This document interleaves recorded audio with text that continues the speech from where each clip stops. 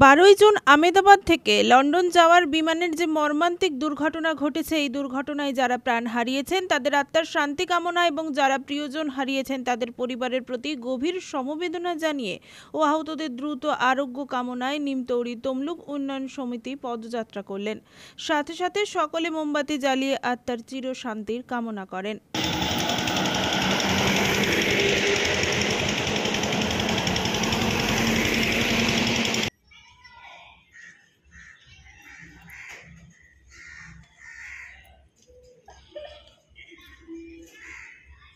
গতকাল আমাদের আহমেদাবাদ থেকে লন্ডনগামী একটি এরোপ্লেন প্রবল দুর্ঘটনায় আক্রান্ত হয় এবং এই দুর্ঘটনার ফলে বিমানে যে 242 জন যাত্রী ছিলেন তার মধ্যে 241 জন মারা গেছেন এবং এর মধ্যে 13 জন শিশু ছিলেন।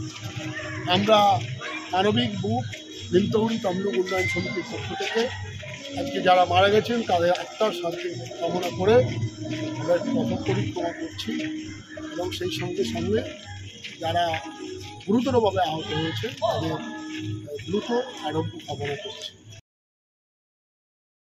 পুলক বেড়ার রিপোর্ট, খবর BCBS।